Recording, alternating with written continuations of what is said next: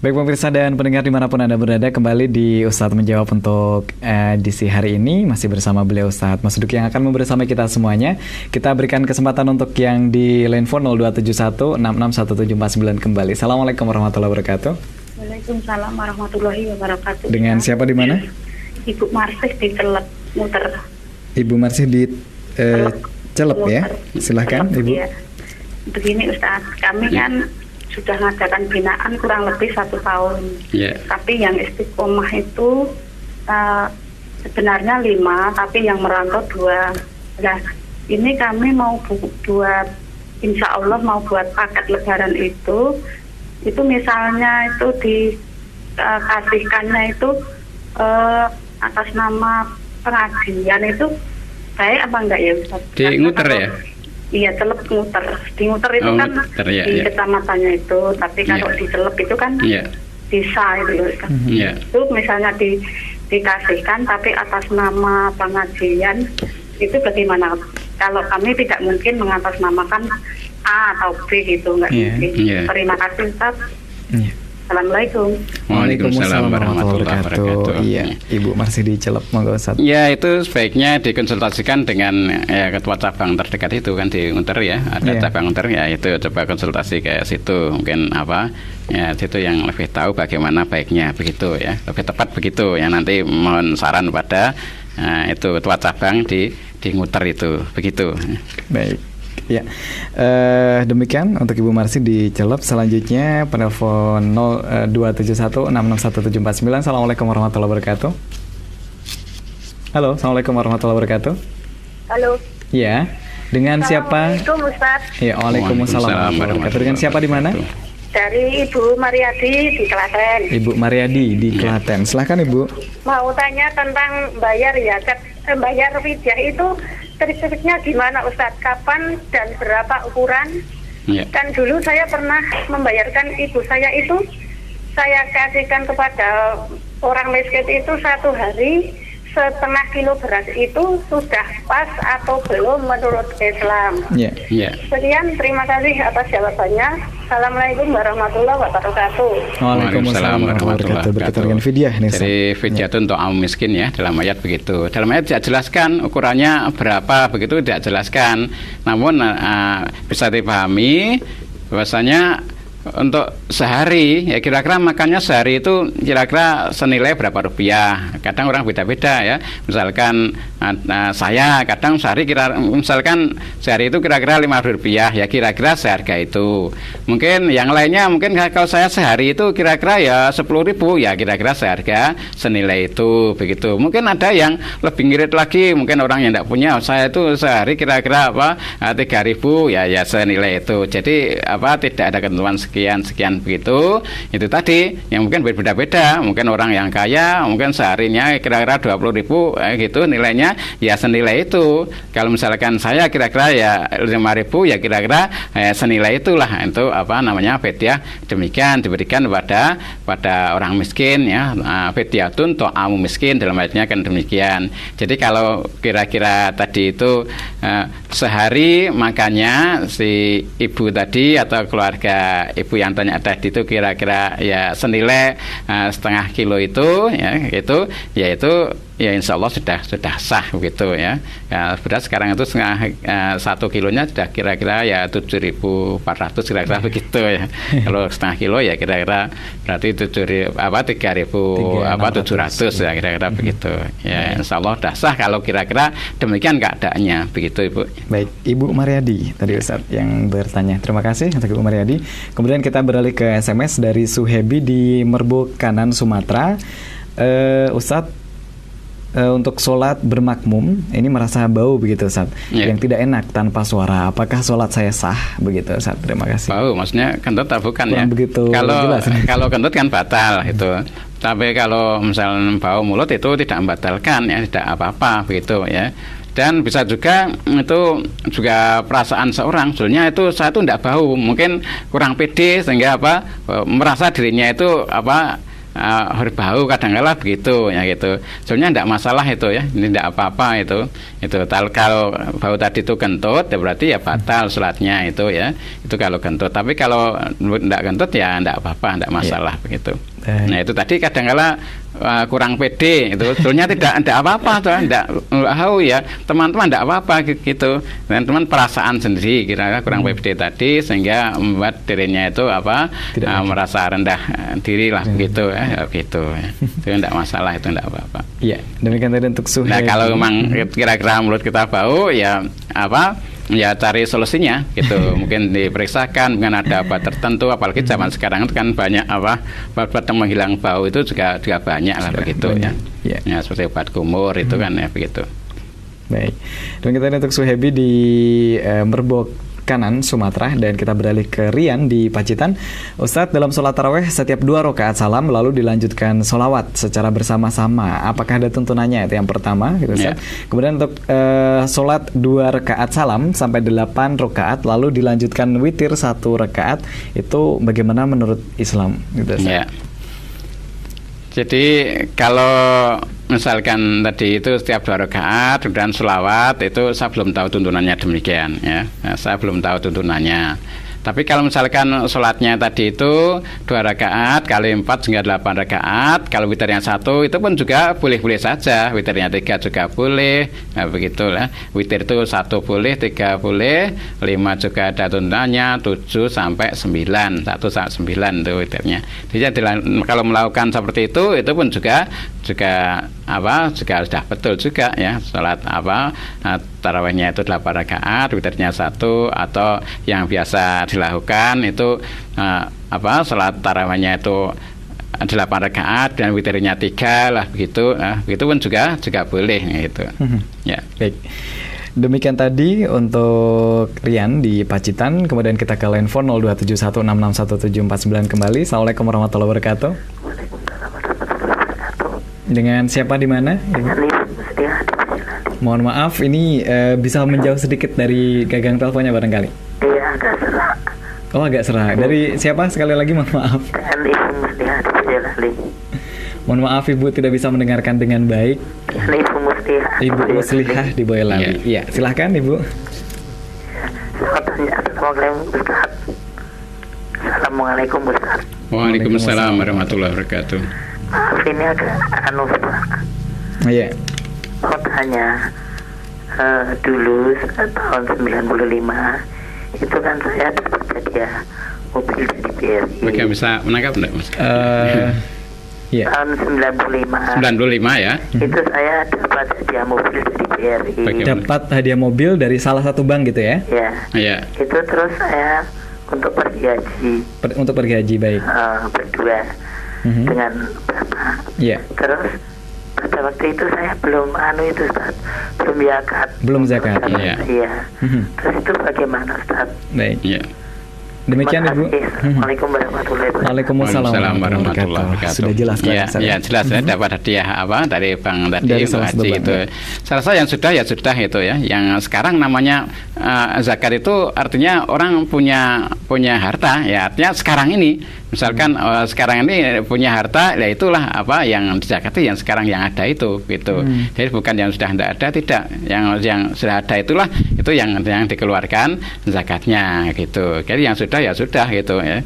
Jadi yang sekarang dan yang akan datang itu kalau punya harta itu ada aturan zakat. Nah, zakat itu harta namanya zakat mal. Kemudian ada lagi kalau pertanian itu ada sendiri aturan zakatnya gitu ya.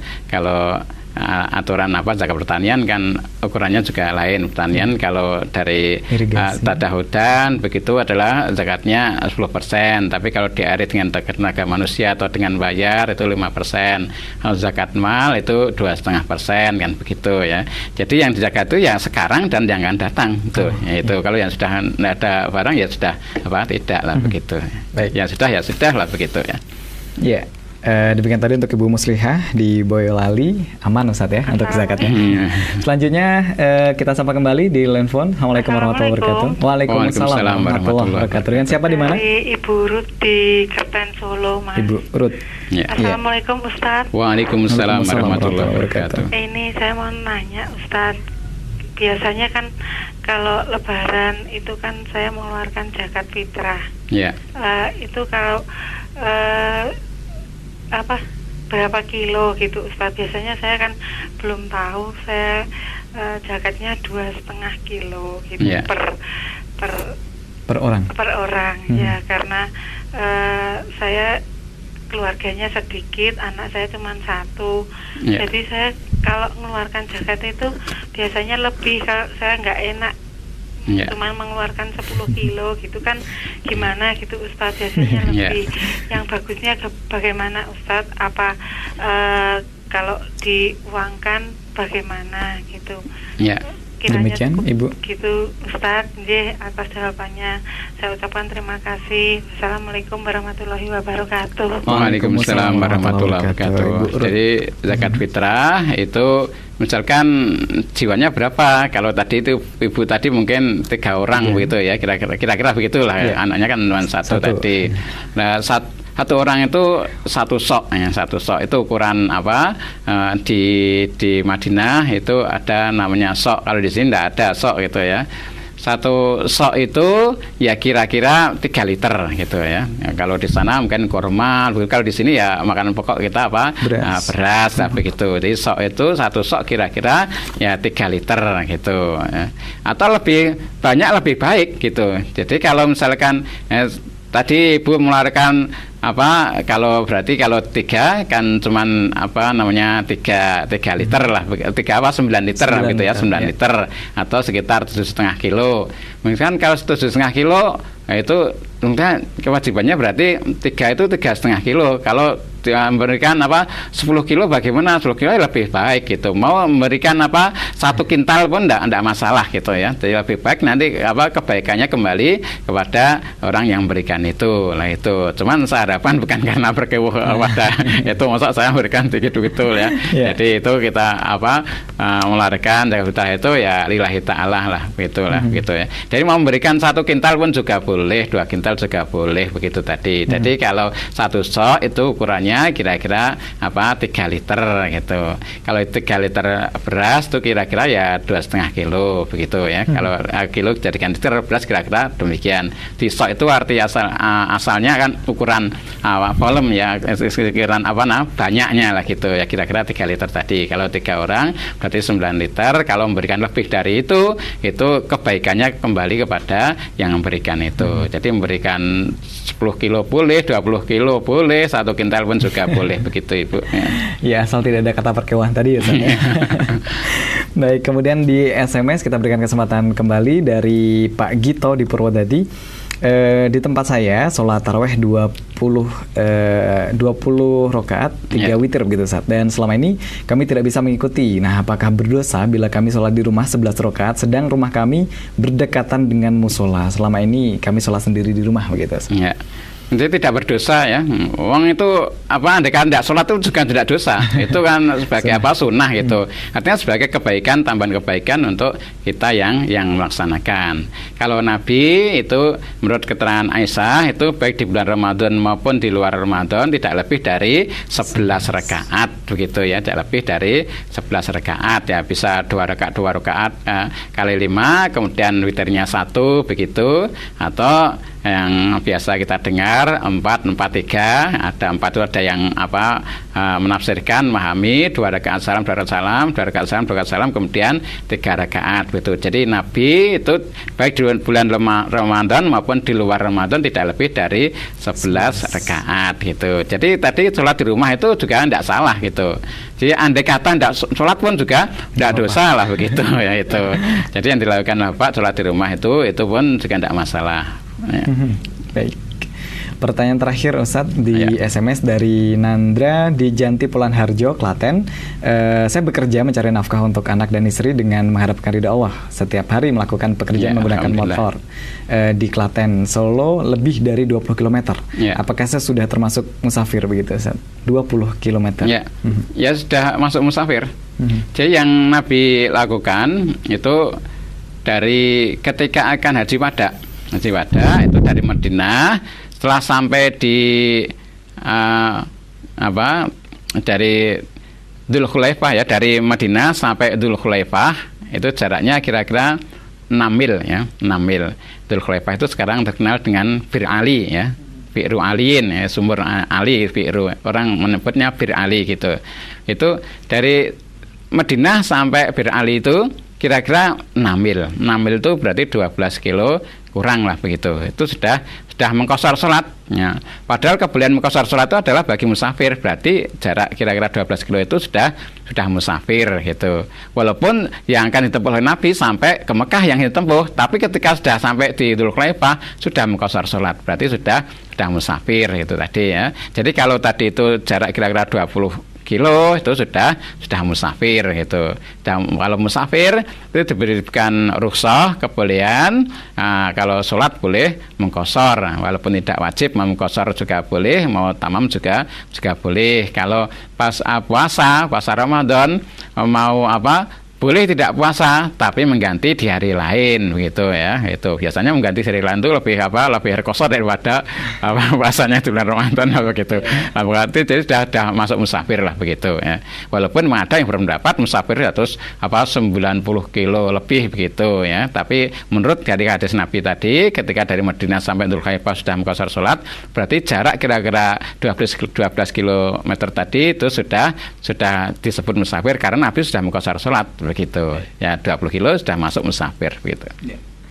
Itu tadi pertanyaan terakhir untuk kesempatan hari ini Ustadz. Sebenarnya masih banyak sekali SMS-nya, tetapi keterbatasan waktu seperti itu, dan barangkali ada sedikit closing yang akan disampaikan. Saya akan kembali tadi pada penanya pertama ya.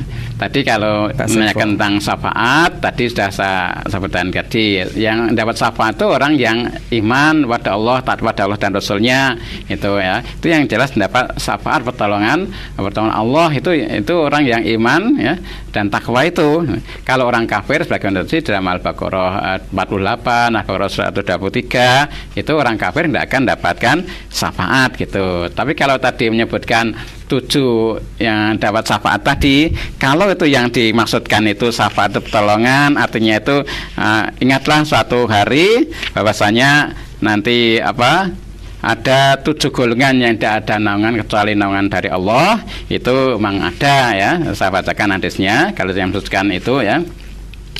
An Abi Hurairah radhiyallahu anhu anin Nabi sallallahu alaihi wasallam qala sab'atun yudilluhumullahu ta'ala fi dhillihi yauma la dhilla illa dhilluh imamun adlun wa sa'abun nasa'a fi ibadatillah wa rajulun qalbuhu mu'allaqun fil masajid wa rajulani tahabba fillahi ijtama'a alaihi wa tafarraqa alaihi wa rajulun da'athum ra'atun datu mansibin wa jamalin wa qala inni akhafullah wa rajulun tasaddaqa bi sadaqatin fa akhfaha hatta la ta'lama shimaluhu ma tunfiqu yaminuhu wa rajulun dzakarallaha khaliyan fa fadat ainahu. Riwayat Bukhari juz 2 halaman 116.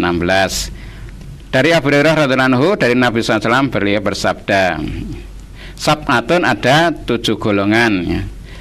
Yudilluhumullahu ta'ala, yang Allah ta'ala akan naungi mereka fidilihi pada naungannya yauma pada hari la dhilla illa dhilluhu, pada hari tidak ada naungan kecuali naungan Allah. Pertama, imamun adlun, imam yang adil, itu imam yang adil ya. Imam itu imam atau pemimpin lah itu ya, atau raja, itu imam yang adil. Yang kedua adalah pemuda yang giat dalam beribadah kepada Allah ya, wasabun nasa'a fi ibadatillah itu. Yang ketiga, orang laki yang hatinya bergantung pada masjid-masjid, warajulun qalbuhu mu'allaqun fil masajid ya. Kemudian yang keempat, 2 orang yang saling mengasihi karena Allah, keduanya berkumpul karena Allah dan berpisah karena Allah ya, itu yang keempat ya. warajulani tahaba, keduanya saling mengasihi, filah itu karena Allah. Kemudian ijtama'a, keduanya berkumpul, alaihi wa tafarraqa alaihi, berkumpul pemirsa yaitu karena Allah. Kemudian yang kelima, rajulun warajulun da'atuhum ra'atun dzatu mansibin wa jamalin. Ada seorang laki-laki yang dia itu diajak serong dengan seorang perempuan lah begitu ya, yang dirayu oleh perempuan ya. Orang laki-laki yang diajak berzina oleh wanita bangsawan ya. Dzatu mansibin itu wanita yang bangsawan, turunan yang terhormat itu, wajamalin, dan yang cantik, wanitanya cantik lagi turunan bangsawan. Itu kok orang laki-laki itu sampai tidak mau lah, itu kalau tidak punya hati yang betul-betul begitu keyakinannya pada Allah itu sangat tebal, tidak mungkin itu. Orang laki-laki yang diajak berzina oleh wanita bangsawan, kaya lagi cantik mulek, tetapi dia tidak mau dan mengatakan aku takut kepada Allah. Nah, itu karena itu itu termasuk berzina itu larangan Allah ya, wala taqrabuz zina dalam surat Al-Isra yang begitu ya. Kemudian yang keenam, orang yang bersedekah dengan suatu sedekah dan ia merahasiakannya sehingga tangan kirinya tidak tahu apa yang diberikan oleh tangan kanannya.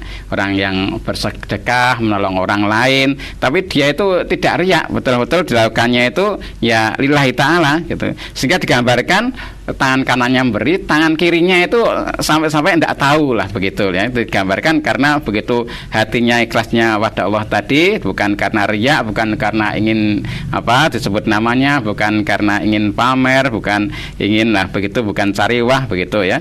Betul-betul ikhlas karena Allah tadi begitu. Yang ketujuh, orang yang mengingat Allah di waktu sunyi sehingga mengalirlah air mata dari kedua matanya. Dan orang yang ingat kepada Allah, ingat dosa saya, mohon ampun kepada Allah sehingga mengalir, sehingga mengalir air matanya. Hadis riwayat Bukhari juz 2 halaman 116.